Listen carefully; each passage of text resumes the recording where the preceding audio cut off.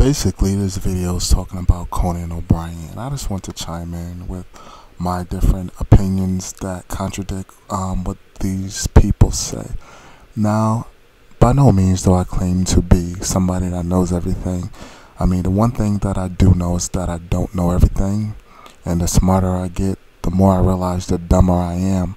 So I'm just giving a contrary opinion to the whole situation, because for some strange reason I seen this situation from a totally different perspective than most people are seeing it, and I just want to know if people see it from my perspective or am I just stupid.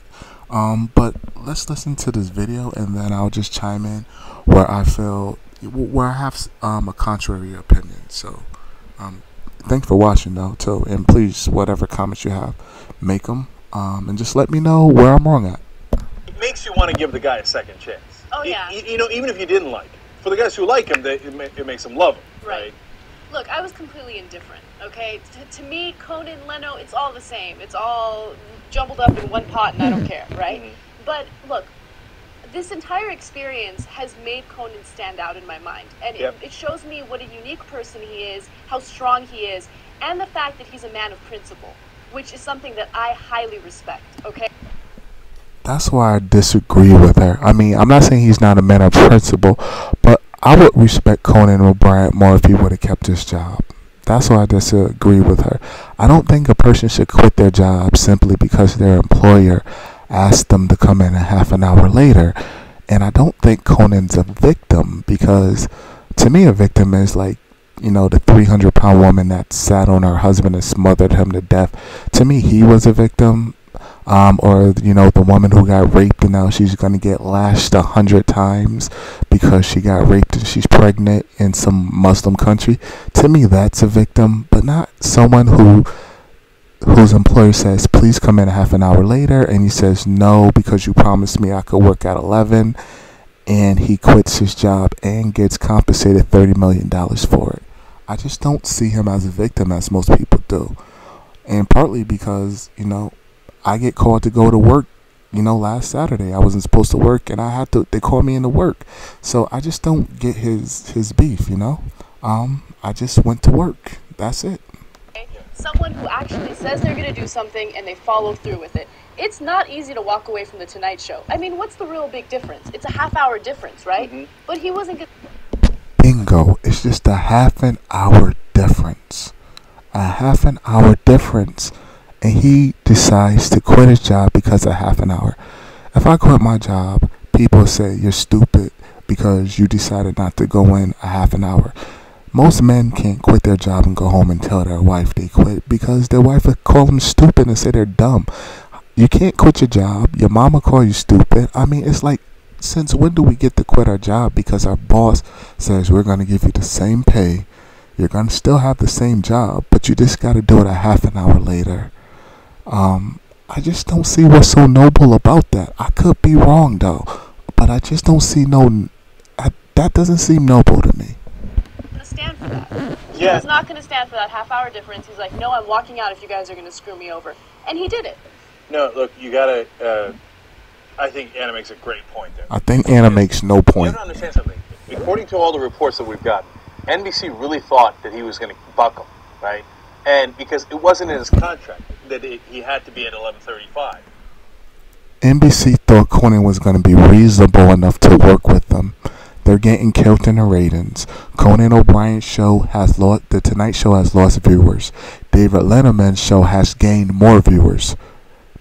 That's a big difference. When Conan O'Brien took over the Tonight Show, he lost viewers that used to watch Jay. That's understandable. But David Letterman actually gained viewers. So the Tonight Show used to be king and David Letterman wasn't. But David Letterman gained viewers. So NBC took a chance on Conan O'Brien 15 years ago over David Spade, Adam Chandler, Dennis Miller, Chris Farley. All of those people could have had his show, but they took a chance on Conan O'Brien. It paid. They took another chance on Conan O'Brien 15 years later by kicking Jay Leno off his show, even though it was #1, and giving it to Conan O'Brien. It didn't work out. You know, it didn't work out. He wanted to be the man. He is the man. He's funny, but it didn't work out. So because it didn't work out, what Conan Bryant was supposed to do was be a team player. Your network is losing money in the ratings. People are talking about dropping the shows altogether. It's all about money. Why don't you just work with your employer? Why does he have to be so selfish?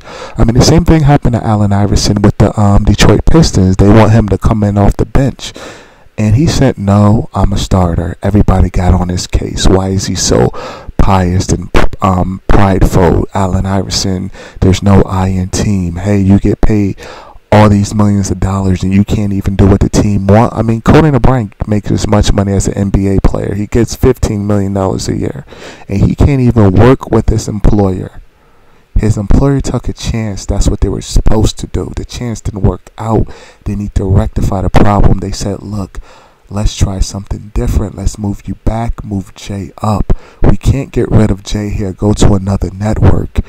He didn't retire. He just said he's going to retire just so everybody can save face because we took a show from him. NBC saves face. Jay Leno don't look like the person that got kicked off his show because he's not funny anymore. And Conan O'Brien don't look like the dick that got Jay Leno kicked off his show, so he can have it. You know? So he said, I'll retire. But just do it, man. See, in my opinion, this is what would have happened. Conan O'Brien's show would have been moved back to 12 o'clock. Jay Leno would have been on 11:30. His fans who followed him, because he was still getting, let's not forget, he was still getting 5.3 million viewers. It's just that at 10 o'clock, 5.3 million viewers suck. You need 17. At 11:30, 5.3 million viewers is excellent. So he would have got his 5.3 million viewers back. Those people are so used to staying up for an hour, but they only saw a half an hour of Jay. So for the next half an hour, they just watch Conan. Next thing you know, they realize, holy shit, this Conan guy is actually funny. And there you go. His ratings shoot through the roof. Jay Leno gets phased out. He moves back to 11:30. All he had to do was just play ball. And that's why I'm so disappointed into him with Conan O'Brien. I mean, it's a job. So he could have gotten theoretically nothing out of it, but the reality is, of course, he was never going to not get anything, right? But he played it so strong that he actually got more. He got $45 million. Who's going to take a chance on somebody who's not going to be a team player? Now, this is it. Like, I could see if they say, Conan O'Brien, we need you to do this. His employer asked him to move back a half an hour. Now, what if his employer said, Conan O'Brien, we need you to do this, what Anderson Cooper is doing?